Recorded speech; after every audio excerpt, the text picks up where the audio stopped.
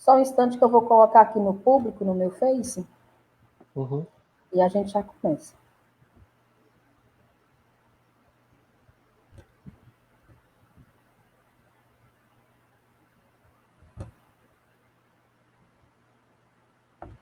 Olá, boa noite. Estou aqui seguindo esses encontros, onde nós conversamos com as organizadoras e o organizador do livro O que Será que Me Dá, Freud, Lacan e Arte. A gente se encontra, começa a conversar sobre o processo do livro, como foi que esse livro foi construído e os textos que nós fizemos para ele. E aí, para fechar assim, com chave de ouro esse momento, né, de 2020, dessas conversas, desses encontros, eu convidei Raul para que a gente possa falar um pouco desse percurso que nós fizemos no grupo e também do texto que ele escreveu para o livro, que é A Estética do Sintoma. Vocês devem lembrar que eu já estou aqui há algum tempo, né, falando do livro Que Será que Me Dá, que eu também compartilhado com vocês, dessa história assim, que tem uma beleza assim, na minha vida, no meu encontro com a psicanálise, no meu percurso de estudo, que é esse encontro com Jennifer, com Suzy, onde nós buscamos Raul para falar desse grupo, e fizemos esse encontro lá na Leão, e começamos a estudar psicanálise, e se passaram 2 anos, né, desse trabalho, onde nós fizemos um trabalho do trabalho, que é a construção desse livro. E aí eu quero começar assim, Raul, eu fui dar uma releitura no seu texto, né? E achei curioso que você juntou o português com o cearense, né? Você trouxe o Belchior, trouxe o Pessoa para iniciar o seu texto, que tem um título muito bonito. Na verdade, eu gosto de chamar nome. Eu acho que o título dos nossos trabalhos é como uma nomeação que nós fazemos do trabalho. Eu achei muito bonito quando você nomear o seu texto A Estética do Sintoma. Isso me remeteu à beleza, à arte. Mas, assim, de início, já te dando boa noite, gostaria que você falasse um pouco para quem vai acompanhar a gente, como foi que você juntou Belchior e Fernando Pessoa para dar esse início do seu texto, onde você vai começar falando de tempo, de belo e de real. Fala um pouco como foi esse início aí da sua escrita. Tá bem, boa noite, Macedônia, a todos que nos acompanham, né? Então, é uma satisfação estar aqui podendo falar do livro, esse trabalho coletivo, a gente precisa muito, né, ressaltar isso, né, de que o barato, o bacana, que é a estética do livro está em ser um trabalho coletivo, que é uma questão importantíssima, né, para a gente pensar o mundo de hoje, né, de que coletividades são possíveis, né, e que novas experiências que levam em consideração o comum. Que une Belchior e Fernando Pessoa, eu acho que é a poesia, né? Então, Belchior é músico, compositor, mas é poeta, né? E grande leitor. Eu acho que essas epígrafes estão aí para lembrar, né, de que o que um poeta escreve permanece, né? Então, esses versos do Belchior, né, que tem um certo efeito até assim,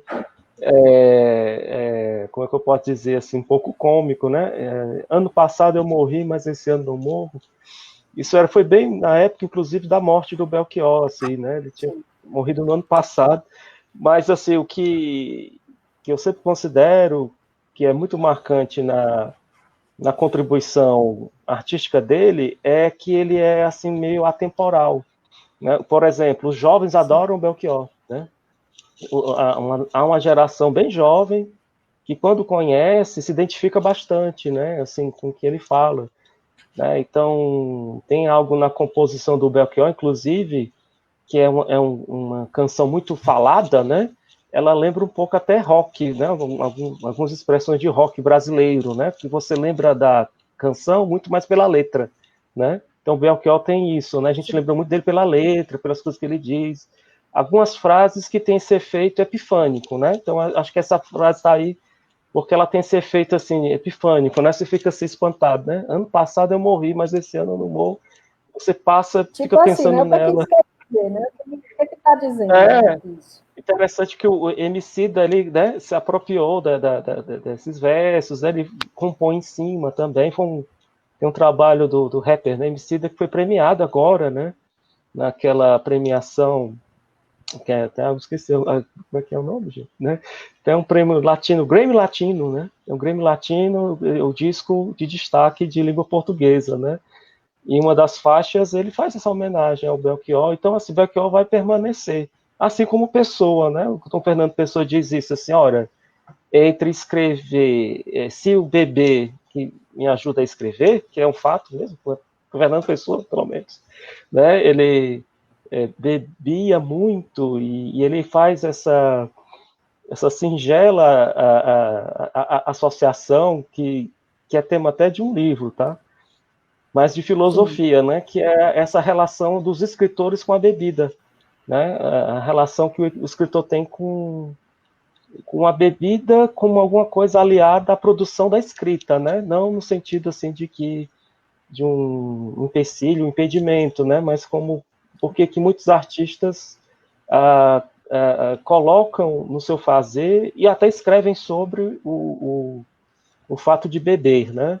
E Fernando Pessoa diz isso, se prefiro viver, traduzindo, né, que está aí, né? Prefiro viver nas letras, permanecer na escrita, e ao preço de perder o fígado, né? Assim, né? Morrer de cirrose, que foi o que aconteceu com ele. Né? Que é uma coisa assim que curiosamente não é muito comentada, assim, né? É como que um capítulo da vida do Fernando Pessoa que não é muito lembrado, assim, não gosta muito de falar, né? Que ele morreu de cirrose, enfim. Eu acho que tempos atrás até eu pude orientar um trabalho na universidade sobre isso, a escrita do Fernando Pessoa, de como aparece esse tema da embriaguez, enfim. Então são isso, são dois poetas que viverão, né? Viverão por muito tempo. Enquanto houver arte, eles viverão, né? Porque serão admirados, lembrados e assim irá proporcionar em cada um de nós assim, momentos assim de êxtase, de alegria estética, né? Que é o tema joyciano da Epifania, né? Esse momento assim, quando você lê uma frase, a sonoridade de uma frase, de uma passagem de um livro, e no caso que eu procurei fazer no texto, né?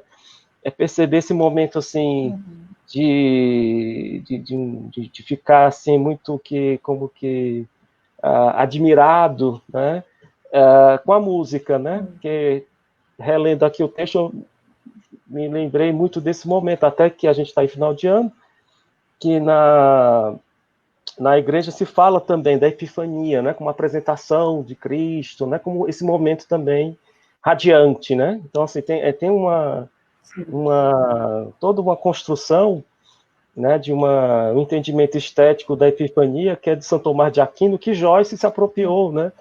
Então é de um teólogo, vamos dizer assim, um filósofo cristão, que ele vai tomar essa leitura, que a gente pode falar em termos de estética, né, para tentar traduzir essa nossa experiência com a arte, né, que tem algum elemento da arte e no caso da música, né, ela não faz tanto uso da palavra, né, então acho que também tem um ponto assim desse trabalho que eu entendo ele como muito uma convocação, no sentido que a gente possa tematizar mais e desenvolver o tema música e psicanálise, né? E um esclarecimento, né, que eu acho que é importante a ser feito, é que quando eu falo música, lembrar uma diferença um pouco singela, né, que há a composição musical que não é necessariamente a canção, né? A canção tem texto, né? Tem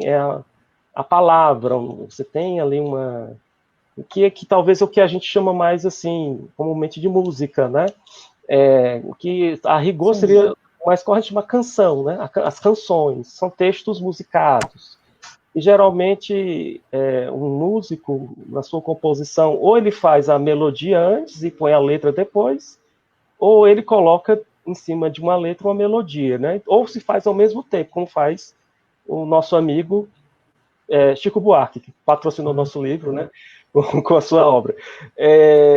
Então, assim, que ele faz a música e a letra ao mesmo tempo, né? Mas, assim, eu acho que...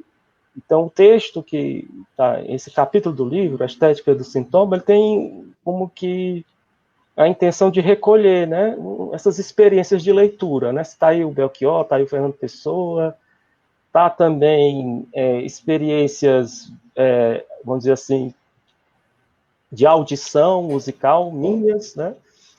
Mas, na verdade, tudo isso com um propósito, se valendo de uma experiência de cartel, né? Que foi um cartel do Seminário 23, do Santo, e me chamou assim, bastante atenção, né? Esse entusiasmo do Lacan com o texto do Joyce, né? E de perceber que na obra do Joyce há ali uma função de um enodamento diferente, né? A partir de um quarto elo. Então foi dessa alegria do Lacan, né? Nesse encontro com Joyce, que me remeteu a pensar, né, de como uma série de questões. Uma é essa, que é o ponto de partida do texto, essa relação, essa abertura para esse diálogo, né, entre música e psicanálise, considerando de que é inevitável, né, que quando a gente pensa uma aproximação entre arte e psicanálise, o que vem logo à mente é a literatura, né, e eu acho que tudo Sim. muito por conta do Freud, né, Freud ele faz muito isso, né, Freud foi um grande leitor, né, e os biógrafos, como lembro agora do Peter Gay, ao ler as cartas de Freud, né, ele chega até a dizer que Freud tinha assim aquela sensação já perto da sua morte de ter lido tudo, né, no que diz respeito aos clássicos, né. Então ele é um grande conhecedor da arte clássica, Freud, né, e como ele mesmo sabe e admite, um grande admirador da literatura. E em certos momentos ele reconhece de que a música não foi tanto o tema explorado por ele e não é tanto assim a praia dele. Eu acho que isso não quer dizer que ele não gostasse. É até difícil alguém não gostar de música, né? Que talvez se a gente pensa, né, o campo das artes em geral, talvez essas mais próximas, né? Eu diria que além da literatura, a música é uma delas.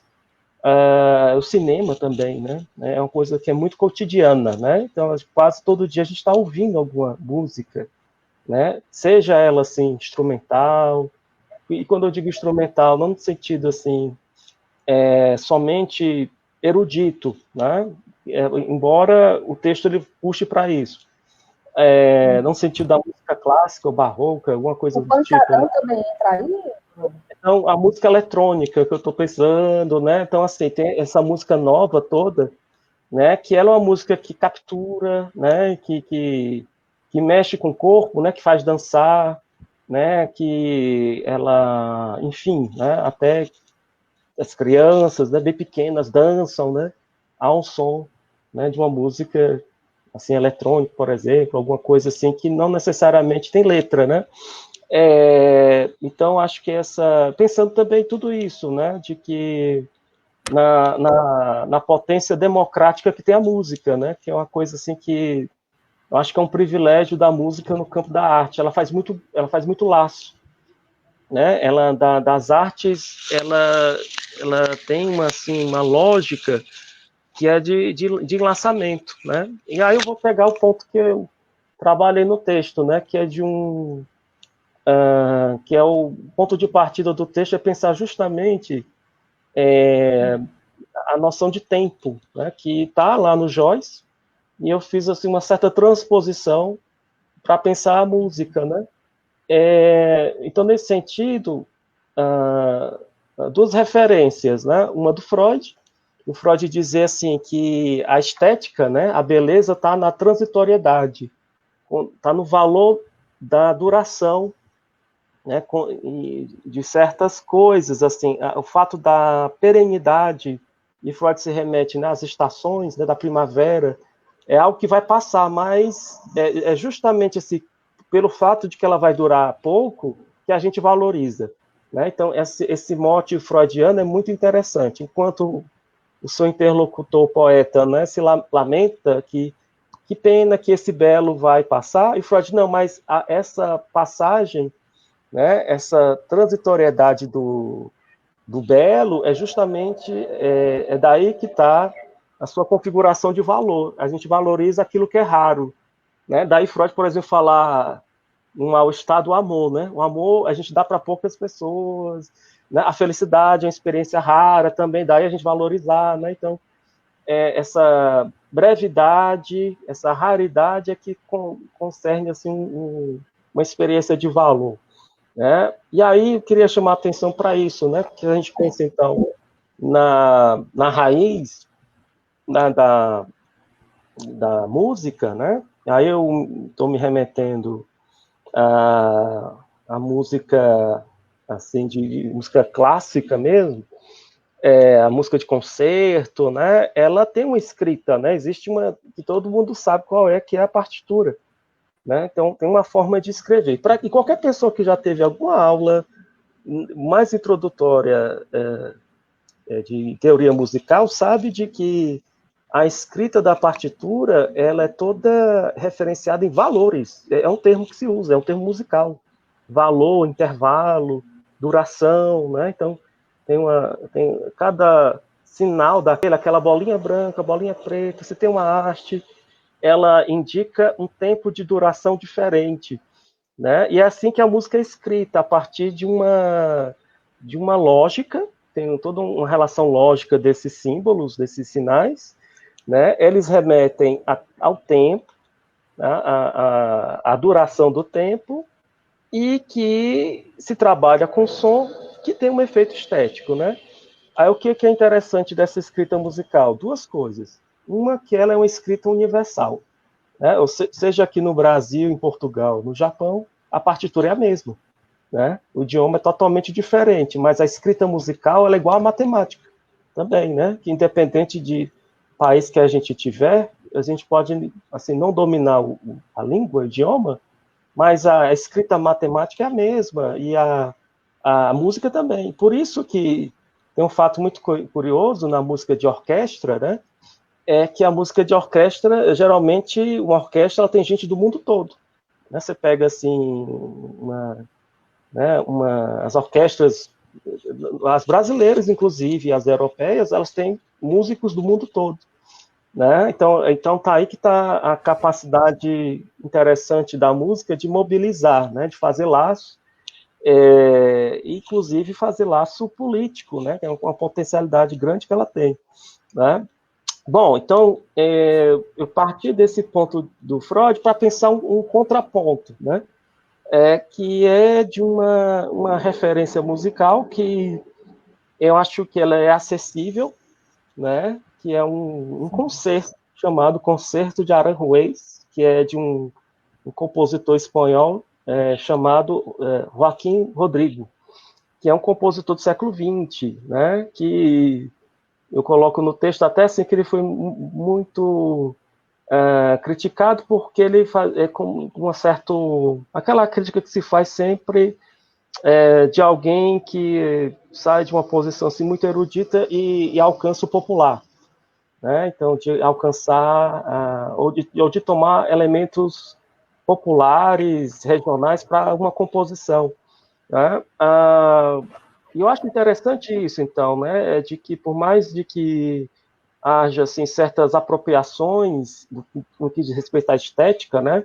Não é à toa que o sociólogo Pierre Bourdieu ele escreve um livro com o tema, o título do livro é A Distinção, né? Quando ele vai pensar que na vida em sociedade, na vida coletiva, a estética ela é utilizada como uma forma de diferenciação de classe, né? Então, por exemplo, se tu gostas de música clássica, erudito é rico. Se não, tu é pobre, né? Se gosta de funk, entende? Então, assim, né? Interessante, o Bourdieu trabalha com isso. Como a estética ela é utilizada, né, como uma marca também de distinção social, né? Do que seria uma elite, do que não seria da elite, né? Do que seria da massa, do que seria dos eleitos, né? Dos iluminados, enfim. Então, eu acho que isso, de fato, há esse uso, sim. Mas nada, partindo do Joaquim Rodrigo, eu acho que o que ele está propondo é justamente uma subversão disso, dizer assim, quando a coisa é boa, ela permanece, né? Que é a tese dele, assim, olha, se for belo, né? Se tem um efeito estético, então essa obra ela fica, né? Ela permanece. Eu acho que isso faz todo um contraponto, né? Que é muito muito caro a produção musical, no sentido do seu caráter comercial, do seu caráter capitalizado, né? Então você pode ter um uso assim muito mercadológico, mas também, vamos dizer assim, que na sua estrutura, na sua raiz, né? Enquanto na sua finalidade de produção artística, ela tem toda assim eu diria até assim uma comprovação já histórica, né? De que há composições que permanecem e elas são executadas até hoje, né? E elas têm esse efeito e elas capturam as novas gerações. Eu sei e tenho conhecidos de que tem a sua assim uma origem social, né? De situações de pobreza e tem o seu contato, né? Com música erudita, por exemplo, né? Então tem toda uma questão, na verdade, de como isso circula, né? Como a arte está circulando também, né? Onde é que ela está, como é que ela está sendo apresentada, né? Como é que ela está sendo, como é que está o acesso, né? Então essa discussão ela é até já longa, não é nada novo, né? Mas eu acho que de alguma forma o texto faz suscitar isso, né? Também, né? De como um livro circula, né? De como uma obra de arte ela também, que lugares ela tem hoje, né? No que diz respeito à sua apreciação, pelo menos no que eu estou pensando aqui nesse momento, né? Sem falar na sua produtividade, né? Bom, e tudo isso, então, parece assim, um certo paradoxo, né? Porque, assim, o Freud diz assim, né? A beleza está no efêmero, né? No que é transitório. E, por outro lado, eu estou trazendo uma referência que diz assim, o que é belo permanece. Ou seja, né, que tem alguma coisa que, vamos dizer assim, ultrapassa a própria capacidade humana, como Freud até vai salientar, né, da destruição, né, ou de um esquecimento. Né? Então, como conciliar algo que é transitório, efêmero, com o que permanece? Né? Então, o que eu penso? O que eu pensei a partir do texto, nesse sentido, né, de que uma particularidade da música é de que, e aí pensando não no registro dela de gravação, né, mas na sua execução, que eu acho que isso que é o bacana de um concerto, né, e para quem não sabe, essa expressão concerto, ela faz referência, assim, quando você tem uma composição musical que ela é centrada em um instrumento. Né? No caso do concerto de Aranjuez, é um concerto para violão, que sempre foi alguma coisa assim, considerada não muito erudita, né? O violão, e no Brasil sobretudo, né? Todo mundo sabe um pouco disso, né?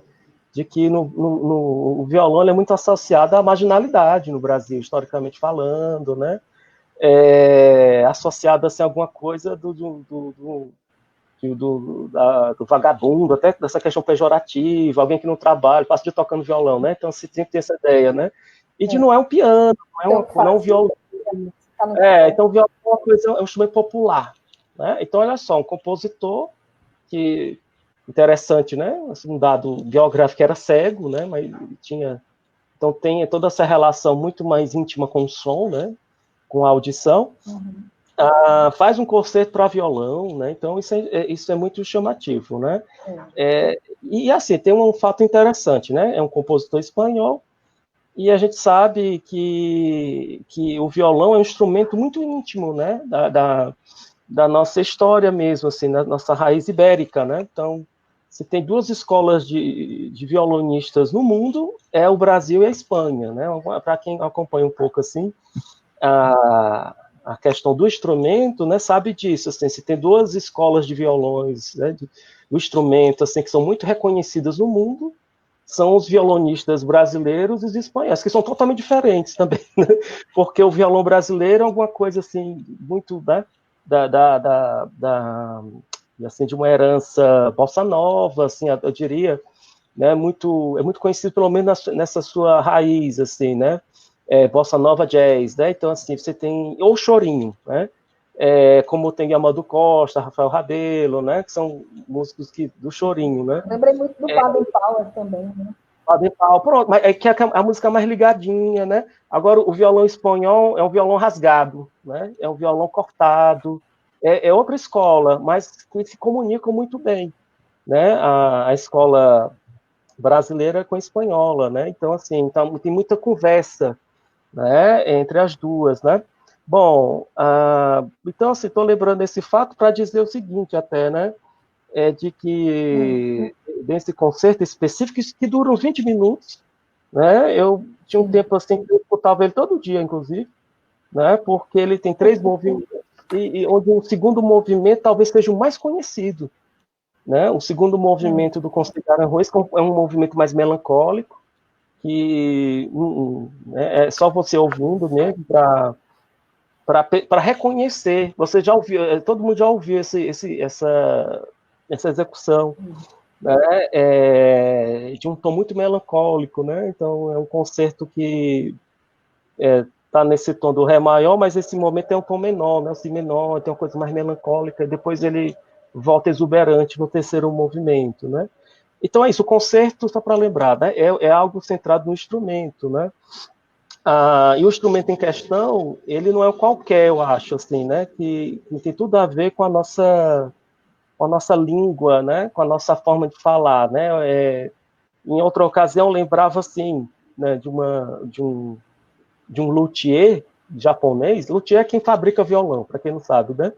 Ele dizia assim, a música brasileira, basicamente, ela nasce do violão, né? Assim, não é coisa qualquer. Então, assim, e tem muito estrangeiro que acha assim, muito interessante, parece que os brasileiros têm uma intimidade muito grande com o violão, todo mundo sabe mexer em alguma coisa, nem que seja um acorde, né? Então, assim, tem algum reconhecimento que se faz, muito interessante, do ponto de vista, assim, da cultura, né? De que na nossa história, na nossa cultura brasileira, a música está muito entranhada, né? Então, isso é um fato. Bom, mas assim, voltando à ideia do texto, né? Então, qual foi assim a certa solução de compromisso que eu concluí, né? É justamente isso, assim, né? Se a gente pensa um pouco que antes da capacidade de registro da música em disco, né, em CD, gravação, dentre as artes, ela tem que ser executada, né? Ela tem que ser assim, feita na hora, entendeu? Diferente de um quadro que já está pintado, diferente de um livro que já está escrito, né? A apresentação musical, ela é feita ao vivo, né? Ela é feita ali naquela hora e acabou, né? Então, é isso que eu quis tentar colocar no texto, assim. Se a gente pensa na sua condição mais primitiva, é isso. Lembra a musicalidade, né? Exato, né? Então, assim, eu não sei se alguém já teve assim, uma experiência de ouvir um concerto, inclusive, ou de um show ao vivo, para não ser tão, né? Assim, para não ficar tão restrito a essa questão que eu estou trazendo. Mas quando você está no show ao vivo, é diferente, né? Você sente o som, né? No corpo, né? Isso aqui é experiência legal, né? Assim, que talvez uma live tenha muita limitação, né? Mas quando você está ali, né, em loco, né, diante de um palco, você sentir aquele som que vem da estrutura, né, das caixas, é muito mais impactante, né? Então, assim, você ouve... O corpo, você sente, assim, boom, né, uma nota do baixo, você vibra, que o som é vibração, né? Ele atinge o corpo. Por isso que, né, pessoas surdas dançam também, né? Elas sentem a vibração de uma escola de samba, né? Então, então eu quero chamar atenção para essas situações, assim, uma escola de samba, né? Uma rave, né? Um baile funk, alguma coisa assim. A sonoridade é diferente, né? Você está ali, é diferente. Então, assim, então a música, ela requer isso, assim, que ela tem que ser repetida, né? Então tem uma marca de repetição. Aí você gostou, gostei, vou de novo, aí faz de novo, né? Executa de novo, você, né? Experiencia de novo, ou tá ali com alguém que está experienciando, um apreciador ou está executando. Então, tem algo na música que ela requer sempre, na sua produção e apreciação, que ela é pura repetição, né? Eu estou lembrando disso que, em outra ocasião, a gente falava, né, como o João Gilberto ensaiava uma canção 10 anos. Ele saía na música 10 anos, né, para chegar no nível do qual ele considerava, assim, apresentável, que a epifania tem a ver com essa apresentação, né? Então é isso que eu estou querendo chamar a atenção, né? É de que, diferente das outras artes, ela tem muito isso, assim, nesse aspecto, que não é ligado à partitura, inclusive, ou se pode se valer ou não dela, né? A música, ela tem esse caráter de ser efêmera, né? Ela é apresentada, mas ela some, né? E daí a gente fica voltando disso. O Spotify está lembrando a gente agora, músicas que você, né, mais ouviu. Ou seja, a gente tem a experiência, né, de ouvir a mesma faixa sempre, enfim, né? Então, acho que isso era um ponto assim que eu acho que do texto é a primeira parte do texto, né? Essa introdução, né, a pensar. E aí tem uma questão também que eu coloco, né, que é tentar pensar tudo isso a partir da cadeia bohemiana, né, assim, de pensar uma dimensão do tempo que seria, assim, de um tempo indomável, né, assim. Então, encontrei, a partir de uma reflexão de um psicanalista francês, um pouco sobre isso, né, de que se a gente pensa assim, o tempo nos três registros, no real, no simbólico e no imaginário, né, temos assim uma coisa muito incômoda com o tempo, né, que é de um tempo que é indomável, né, assim, o real do tempo, né, então assim que não é bem a hora do relógio que eu estou olhando agora de vez em quando, né, assim, né, não é essa temporalidade cronológica de minutos, segundos, calendário, não, né? É um tempo assim que é do real mesmo, né? Que faz a gente falar bastante sobre ele, né? Que tá entreado com a vida mesmo, né? Dá trabalho. Esse tempo que na nossa ficção, né? Sempre essa expectativa de voltar atrás, né? Se eu pudesse viajar no tempo, nesse tema, por exemplo, da viagem do tempo, né? Se eu pudesse voltar, né? De refazer alguma coisa. Então temos essa espécie assim de que pode chamar de um anseio, né, humano, essa possibilidade de viajar no tempo, né, mas que, como diria aquele físico, né, já falecido, Stephen Hawking, né, se fosse possível viajar no tempo, a gente já saberia, porque aquele homem lá do futuro já teria voltado, né? Então é só dar esse lembrete pra gente, né? Então, assim, mas, enfim, há um tempo realmente assim que passa e um tempo que não passa, né? Então, isso faz, de alguma forma, falar de um real do tempo, remete, obviamente, né, a alguma coisa do Freud dizer de uma atemporalidade do inconsciente, né? Então, toda essa reflexão do tempo, ela é muito cara a análise. Mas, na verdade, né, que é algo que está no texto também, na sua conclusão, é dessa advertência, né? Assim, ora, gente, aqui falar de música e psicanálise não é um mero deleite, né? Intelectual, mas assim, de que há uma necessidade, eu diria até, da gente tematizar mais a música, porque ela trabalha muito com o cotidiano de análise, que é o ouvir, que é o som, né? Que é falar, né? Que é a sonoridade, né? É a voz. Então, a música mexe com tudo isso, né? Então, aí inclusive no texto eu faço uma breve menção a isso, né, de que em termos da ordem dos músicos do Brasil, né, a voz é considerada um instrumento também, né, e Lacan dedica muito nos seus seminários a falar da voz, né, a voz como alguma coisa que se destaca do corpo, do qual é impossível assim não ouvir, por exemplo, né? Vai dizer assim, do corpo não tem como a gente, por mais que a gente se esforce, né, de tapar os ouvidos, é uma coisa impossível, né? Por mais que eu faça esse esforço de não querer ouvir, a voz do outro ela ser efetiva, né? Então ele vai colocar esse elemento muito importante na constituição do sujeito, que é a voz do outro, né? E tem toda uma questão também da própria voz como objeto funcional, obviamente, né? Então, acho que tudo isso tem muito a ver com os efeitos não só de estética, né, mas de prazer que a gente tem com a voz também, né?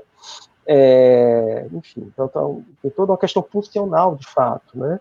É importantíssimo pensar. Então, assim, tudo isso, né, reenviado no texto com esse lembrete, assim, assim, a aposta de se pensar alguma coisa da música com a psicanálise, além da voz, do ouvir, é a própria questão do tempo. O que é o tempo?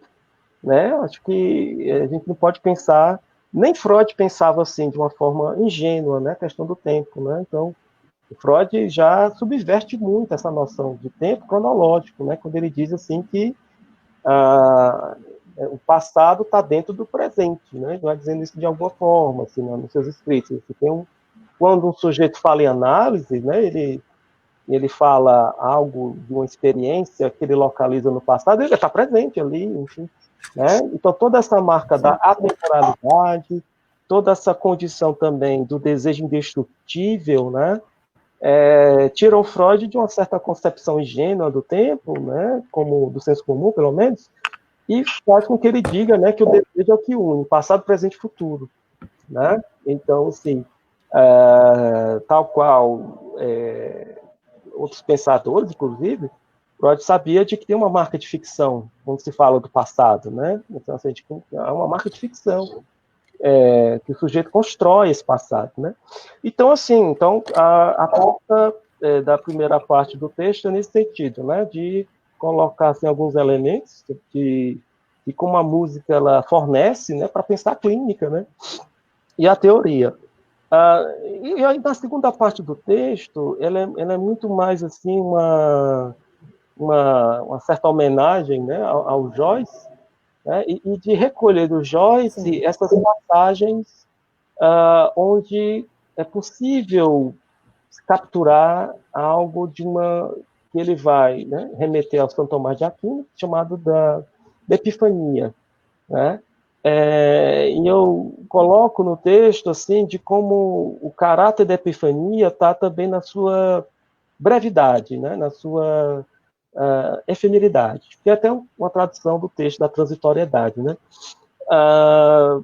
Então, assim, enquanto o Joyce tinha essa intenção, né, de escrever, né, e de construir frases cuja sonoridade teria um grande efeito estético. Né? Então, isso tudo me fez recordar, nesse momento, de que tem a ver com outro momento até da discussão do nosso livro, que a gente organizou, que é os efeitos de sublimação que a análise ela proporciona. Né? Então, uma questão que está muito mais na segunda parte do texto é de colocar essa questão assim, os efeitos estéticos da análise. Né? Então, pensar no analisante, enquanto analisante, nesse lugar de trabalho, né, em que momentos da análise é reconhecido, colhido efeitos estéticos, sabe? Se a gente pensa que a análise também ela é uma redução de sentido, ora, isso tem tudo a ver, então, com essa expressividade musical mais raiz, né? Da sua sonoridade que se prescinde de palavras, né? Claro, então, aí eu penso que é uma questão de cada um, né? Então, pode ser que, para um analisante, né, em certo momento, a análise o conduza à arte, né? Assim, a produzir alguma coisa de arte. E quando eu digo produzir, não no sentido de virar artista, não, mas no sentido até de apreciar, no sentido de estar mais atento, né? E aí a questão que eu coloco até assim, de que há uma concepção de arte que eu acho que o Joyce me fez lembrar, né? Que é pensar arte no cotidiano, né? Que é pensar arte no dia a dia, na temporalidade cotidiana. E isso me fez lembrar... Barros isso, né? Como? Diga. Manuel de Barros, ele fazia muito isso, né? Pronto, Eu com gostava certeza. desse Isso, perfeito, falar perfeito. assim, como das É, miudezas, das coisas pequenas, do é. nada. Então, essa dimensão, eu acho ela assim, muito rica e muito pouco falada, né? Essa temporalidade do cotidiano. Ela é tão cotidiana que ela é imperceptível, né? Ela é tão dia a dia que a gente não costuma parar para falar dela e pensar nela, né? Mas isso que a gente está assim fazendo de uma forma assim muito silenciosa, né? E aí eu lembrei muito desse autor que eu acho assim muito bacana, né? Que acompanhou Lacan, inclusive, durante o seu ensino, os seminários de Lacan, e foi membro, inclusive, da Escola Freudiana de Paris, apesar de não se autorizar como analista, né? Que era o historiador francês chamado Michel de Certeau. Então, no Michel de Certeau, enquanto historiador, ele é muito marcado pelo ensino de Lacan, né? Pela psicanálise, não só como ele foi um leitor de Freud, né? Mas ele reconhece e cita, né? Lacan na sua forma de escrever a história, né?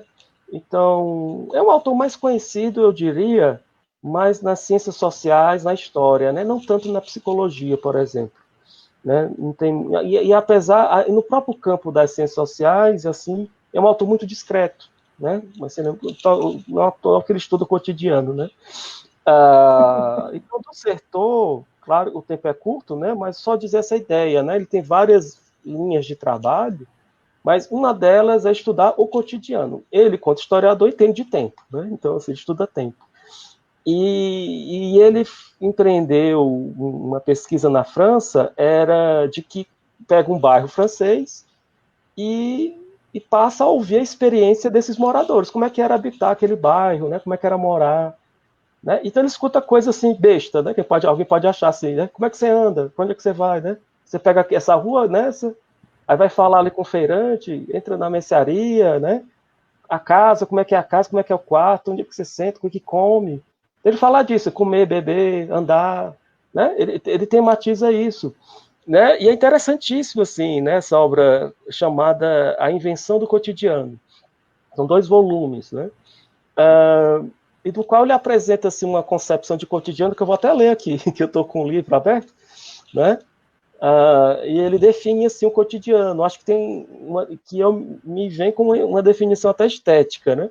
Que ele diz assim: o cotidiano é aquilo que nos é dado a cada dia, ou nos cabe em partilha, nos pressiona dia a dia, nos oprime, pois existe uma opressão do presente. Todo dia pela manhã, aquilo que assumimos ao despertar é o peso da vida, a dificuldade de viver, ou de viver nesta ou em outra condição. Com esta fadiga, com este desejo, o cotidiano é aquilo que nos prende intimamente a partir do interior. É uma história a meio caminho de nós mesmos, quase em retirada, às vezes velada. Não se deve esquecer este mundo memória. É um mundo que amamos profundamente, memória afetiva, memória dos lugares da infância, memória do corpo, dos gestos da infância, dos prazeres. Talvez não seja inútil sublinhar a importância do domínio dessa história irracional ou desta não história. O que interessa ao historiador do cotidiano é o invisível. Então, essa é uma definição que o Certeau coloca de cotidiano, acho ela muito válida, porque ela aparece, eu penso, né, em uma análise, né, acaba se falando dessa temporalidade, né, quando se inicia uma sessão, por exemplo, de uma música que está tocando na sua cabeça, né? Se eu vou falar disso aqui, que está tocando, né? Então, isso remete a você a falar, né? Então, em certa medida, é dessa temporalidade e da sua marca de real que isso é colocado em análise, né? Quando você pensa a análise como essa experiência que toca o real, acho que tem toda essa dimensão. Mas há uma outra coisa nessa que o Sertor vai colocar na sua pesquisa, é de que é nessa temporalidade opressora, silenciosa, estranha, familiar do cotidiano, que é aí que está o que ele chama de artes de fazer, né? Muito inspirado no savoir-faire, né? Do saber fazer. Né? Então, ao meu ver, uma apropriação que o Sertor está fazendo de Lacan para dizer assim, é no cotidiano que a gente subverte, traduzindo, né? Ele diz assim, é no cotidiano, e isso em termos da vivência coletiva, da pesquisa sociológica, é um tema, é uma linha de trabalho, né? De que diante de estratégias de poder, de dominação, há um contraponto que é a de subversão, né? Então, o tema do Sertor é a subversão, né? Então, assim, onde se estuda o poder, a dominação, o apagamento do sujeito, a ele interessa aonde o sujeito, de alguma forma, aparece, subvertendo, né? Sem saber, às vezes, assim, né? Ele tá quebrando, burlando, né? Regras, né? Que o coloquem em uma disciplina, enfim. Então, isso é um tema já, assim, eu até diria, consagrado, às vezes não tão conhecido. Né? Mas, assim, só queria remeter, então, que a ideia de ter citado, lembrado do Sertor, no texto, é para remeter que isso tem uma política, né? Então, assim, há alguma coisa nessa temporalidade, é nesse mínimo, né? É nesse espaço íntimo de que é possível criar alguma coisa. É possível, aí tem uma dimensão de arte que ele vai puxar mais do artesão, né? Assim, de alguma coisa, do saber fazer, né? De alguma coisa assim que cada um é capaz de fazer, sabe fazer, né? E tudo isso não está desconectado com uma das definições que Lacan faz do Santoma, né? De que o Santoma é algo assim de que o sujeito não abre mão, né? Tem alguma coisa assim que, né? O sujeito não abre mão, né? Ele não cede daquilo, né? Então, enfim, uma das suas definições, tá? Então, assim, eu acho que tanto lembrando do Sertor e lembrando agora assim do efeito, né, de uma análise, do trabalho de análise, é pensar isso, então, assim, né, como é nessa temporalidade comum, anônima, né? Acho que também o Belchior faz muito essa menção, né? De que esse colocar assim, eu não sou mais um na multidão, sou um rapaz comum, não me sigam, ele dizia, né? Porque eu estou perdido, não me sigam, né? Por favor, eu estou perdido. Então, ele tematizar na música dele muito esse anônimo, né? Esse homem comum, de que eu acho que no cotidiano, então, da clínica, há também essa marca, né? Assim, e a gente falava isso até em outra ocasião, né? De como alguma coisa da experiência de análise, foi no último psicanálise, o encontro de psicanálise do Cariri, inclusive, né? Essa questão foi colocada assim, como a experiência de análise, ela é algo assim que como transmitir isso, né? Como falar dessa experiência, porque ela tem um aspecto também assim evanescente, né? Aquilo acontece na sessão e aconteceu, né? E às vezes ficou, né? Entende assim, né? Então tem alguma coisa assim que em uma sessão de análise, né? Muita coisa ocorre, né? E, enfim, então, depois que acabou. Mas foi muito intenso naquele momento, né? Foi muito importante, e depois, se você lembrar, assim, aí me vem muito, né? A quem está no lugar de analista, né? Assim, que intervenção você fez? Nem lembro muito, não, né? Você não lembra muito o que falou, né? O analista e o próprio analisante também não, mas tem efeitos, né? Mas tem efeitos, né? Então tem algo da experiência, a questão, né? é o efeito. O efeito, exatamente, né? Eu acho isso muito interessante também, sabe, assim, né? De que a análise não é a produção de um protocolo, de um relatório, né? Muitos anos atrás eu lembro de alguém até muito angustiado, porque na universidade ia começar a atender e tinha essa preocupação de anotar tudo, né? Que tinha que anotar tudo, todas as palavras, não precisa, né? Não precisa.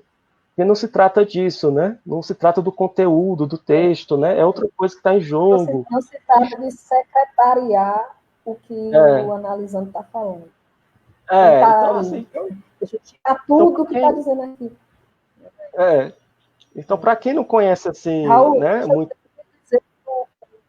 deixa eu lhe dizer que o Alex mandou aqui uma mensagem para você. É Alex Baolo, tá?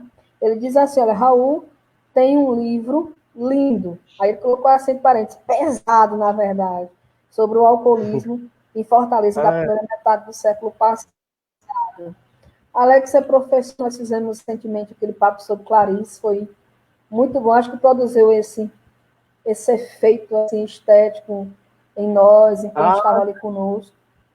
Foi marcando esse dia, né, do centenário dela.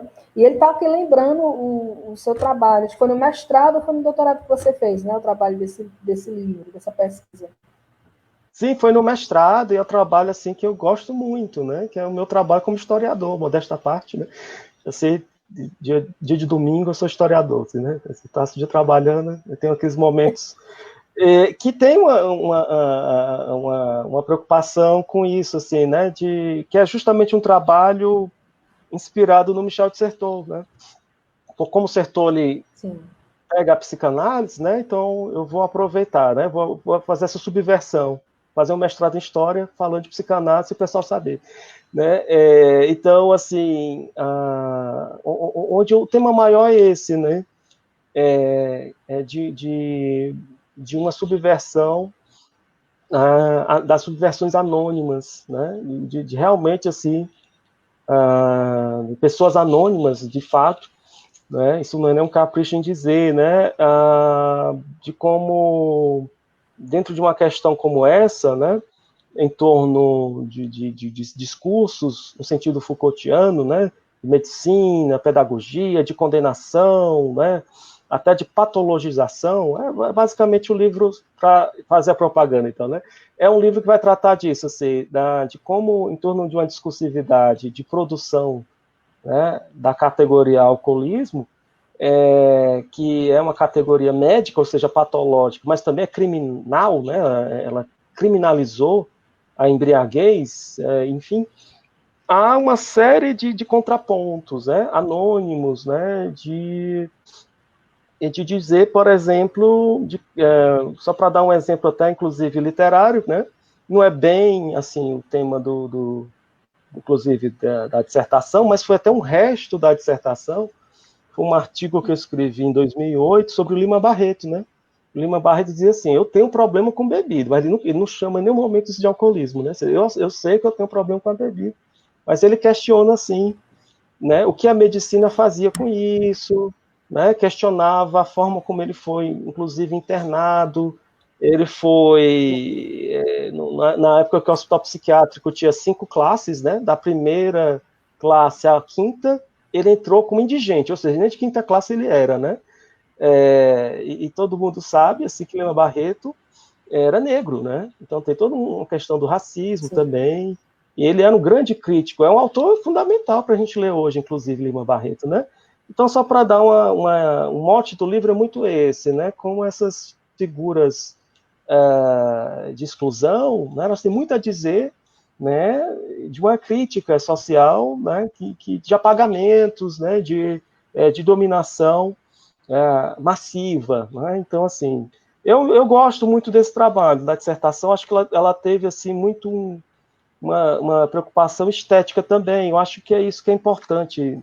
E até para fazer aqui um link com o nosso livro atual, né? De como eu acho que está no final do capítulo também que eu escrevi para o livro, de como a arte pode ser utilizada, o recurso à arte, à estética, para a gente falar de psicanálise, hoje na universidade, pelo menos, né? E fora dela também, vou pensar, né? E fora dela também. Né? Então, assim, de que. Né, além da quinta, exatamente, o Alex está lembrando aí, né? Exatamente. Isso está num relato assim, que é bem, né, impactante para mim, foi, né, do Diário do Hospício. Né? Ele escreve um Diário do Hospício e começa a escrever um romance inacabado chamado Cemitério dos Vivos, que é essa experiência dele no Hospital Nacional de Alienados do Rio de Janeiro, né? Então, eu acho que esses relatos são muito importantes, eles serem recuperados, registrados, né? Porque eles têm uma dimensão provocadora hoje em termos de política, né? E, sobretudo, se a gente pensa na questão do racismo estrutural, enfim. Então, a arte, assim, eu acho que, para finalizar minha fala, né, seria isso, assim, ressaltar isso, assim, não um mero deleite, né, não, para além do seu efeito estético, até você encontra filósofos que vão apostar assim, se todo mundo ouvisse música, seria tão importante em termos de política, né, porque o Schiller falava isso, assim, a música ela vai amansando a alma, faz você pensar melhor, te torna mais sensível, né?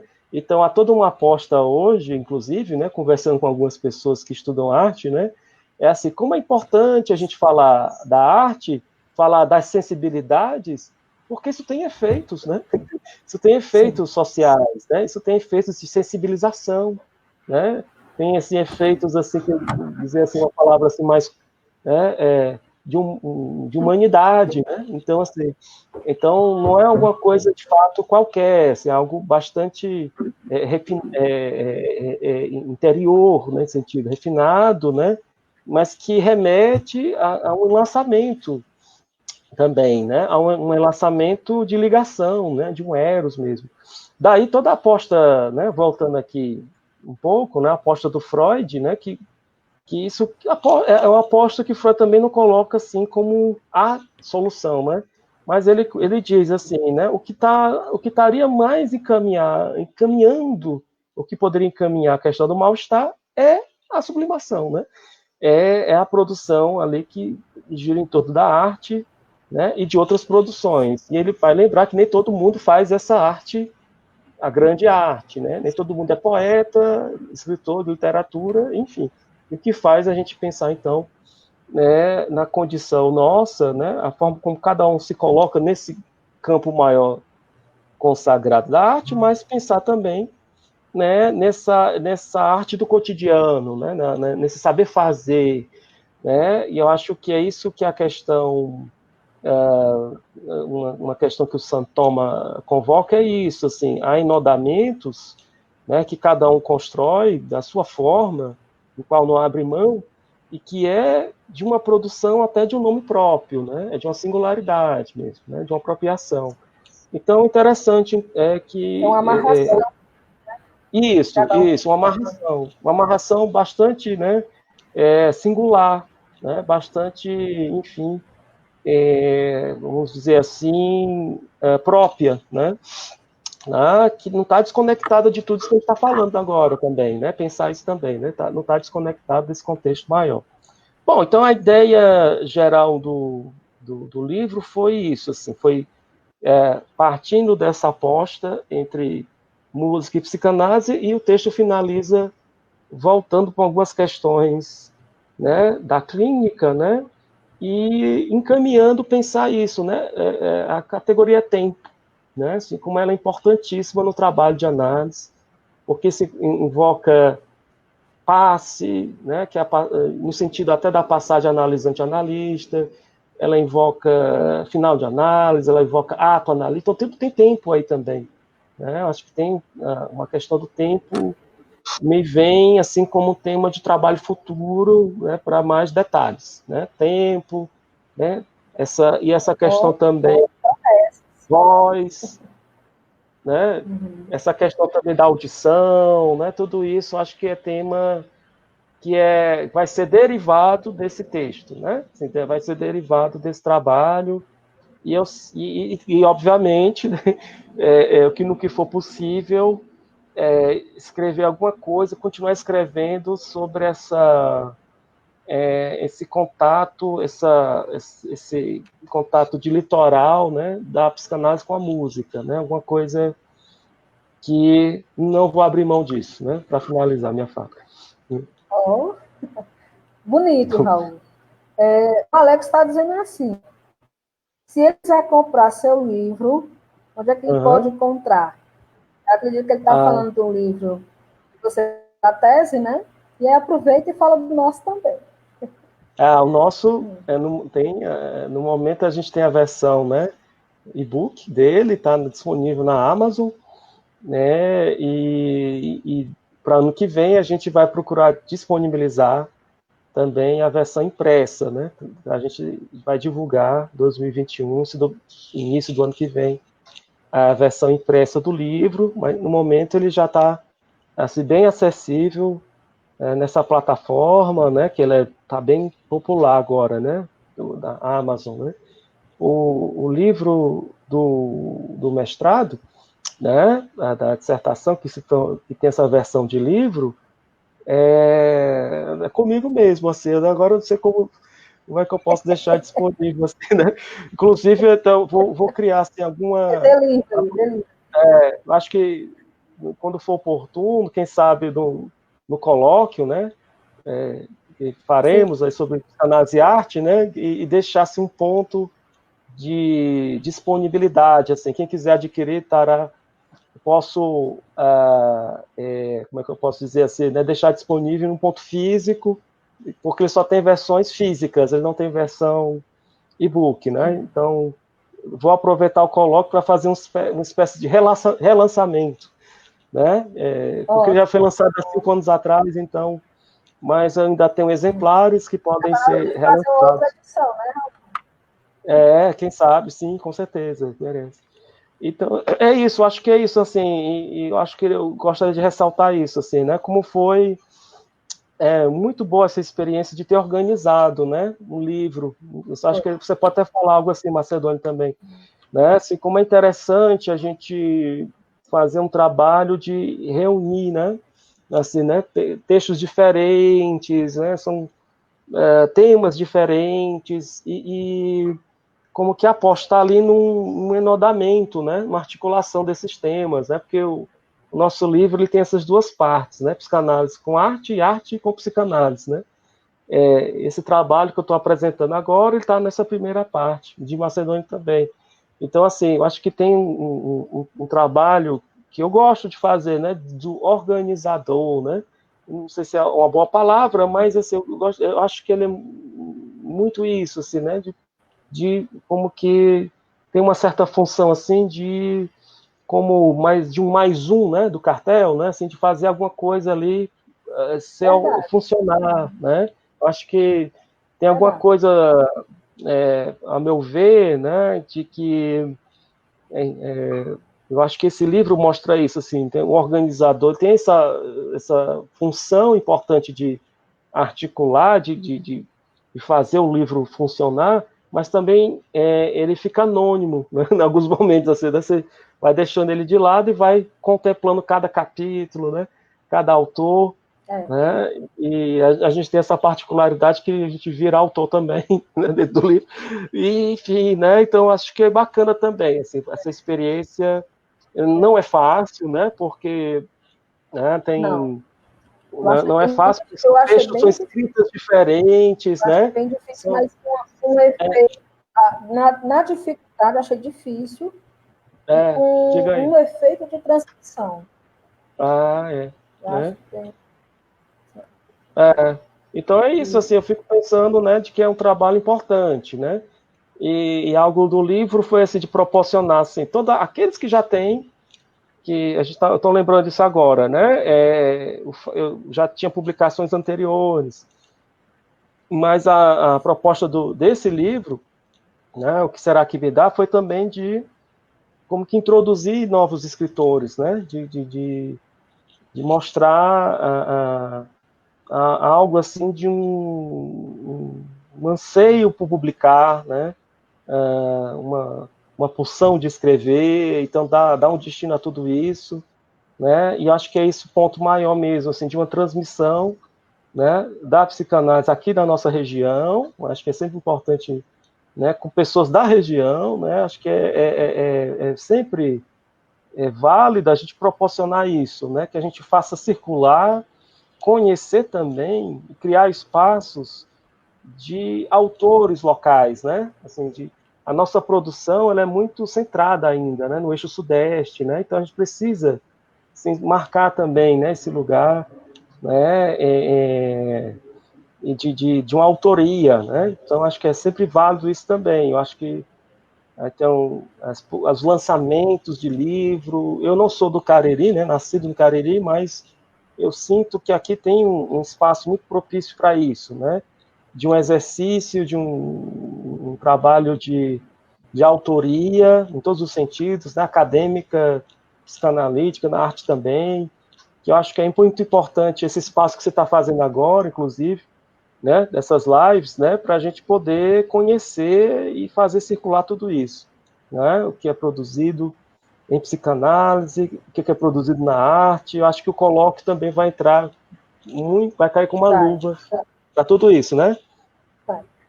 Eu estou muito entusiasmada porque vai ser o primeiro colóquio de psicanálise e arte e ele é um efeito desse trabalho, desses encontros, né, de 2 anos, né, que nós nos reunimos em torno da palavra de Freud e de Lacan e tivemos o desejo de fazer mais, né, de fazer um trabalho. E aí temos o livro, como esse efeito, e agora vamos ter esse encontro, né? Eu acho o colóquio uma palavra lindíssima, né, que tem a ver com colocar a palavra, ficar em torno da palavra e trabalhar com ela. Bem, eu tenho algumas coisas para falar, mas quero que nossa live fique longa, porque aí também cansa, né, as pessoas que estão nos acompanhando. Isso. É. E cansa também eu quero dar o agradecimento, Rafael, que já passou por aqui, Rafael Lobato, Alex, Valéria, Diana, Antonielle, Lúcia, Poliane, o Kennedy, a Célia, que passaram aqui para a live. Lembrei muito do trabalho do Noel Rosa, do Cartola, quando a gente foi falando dessa arte sem fronteiras, né, que não tem a ver com uma classe, não tem a ver com dinheiro, não se paga a arte, né? É além, lembrei muito deles. E desse trabalho que a gente vai fazendo na análise, que vai se repetindo, mas tem um efeito artístico, tem coisas que se falam em análise que tem um efeito de uma obra. Que permanece, que vai no depois, como se você estivesse fazendo algo, né? Esse sintoma da sua vida, né? Como você disse, a gente não abre mão. Agradecer, né, por essa noite de sábado, nós estarmos aqui trabalhando, né, mesmo apesar dos cansaços, tem sido muito difícil, mas eu sempre tenho, nesse final da psicologia, eu tenho dito assim, eu tenho renovado a decisão que eu fiz lá no primeiro semestre, sem saber bem o que eu estava fazendo, mas eu já havia escolhido a psicanálise. Então, nesse final do curso, eu renovo essa minha escolha, essa minha decisão de trabalhar. Dizer para vocês que vocês podem comprar o nosso livro, que será que me dá, Freud, Lacan em Arte, por enquanto na versão e-book, em site da Dialética Editora, que nós temos a publicação por lá, ou pela Amazon. Mas já vamos estar nos agendando. Não vai ser só carnaval em fevereiro, vai ter o primeiro colóquio Psicanálise e Arte do Cariri, online, por enquanto, vamos fazer em fevereiro. Também dizer para vocês que quando for no ano que vem, que a gente for retomar essas nossas conversas, eu vou falar do meu trabalho Aos Caídos. Atenção, Alex Baolo, você vai se identificar. O texto Aos Caídos, onde eu trago pinceladas de música, de performance, de teatro, de textos. Eu faço um negócio aí, uns recortes, umas costuras interessantes, eu quero compartilhar com vocês. Valéria está dizendo assim, olha, eu cheguei atrasada, mas me diga aí, Freud, Lacan e arte, como trazer essa conjuntura de pandemia nesse debate? Falamos algumas coisas, né, sobre, Valéria. Eu acho que, nesse momento, assim, a gente tem tentado continuar trabalhando, mesmo que o vírus tente nos fazer parar. A gente está tentando fazer algo. Então, boa noite, né, para vocês. Obrigada, Raul. Sei que a gente ia ficar 40 minutos, a gente já era. Está com 1h09, né, nas próximas conversas com autores, ainda tem muita gente para falar. O nosso livro está dividido em A Flor da Terra, Psicanálise com Arte, onde está o texto do Raul Estética do Sintoma, tem o meu texto Aos Caídos, outros colegas, inclusive o Carlos já passou por aqui, falou do seu texto Desengodos com o Real, E na segunda parte, a gente tem a Flor da Pele, arte com psicanálise. Raul, você ainda quer fazer algum comentário? É só reforçar mesmo isso, né? Que acho que nesse momento de pandemia, de crise que estamos passando, né?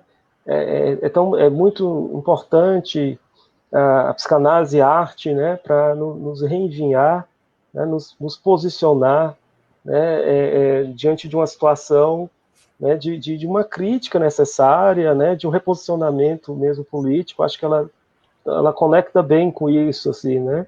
Ela, nisso tudo que a gente vai falando, né? Revendo, por exemplo, essa questão toda de tomar a palavra, de poder falar, né? É uma questão, né? Que tanto a arte como a psicanálise elas convocam, né?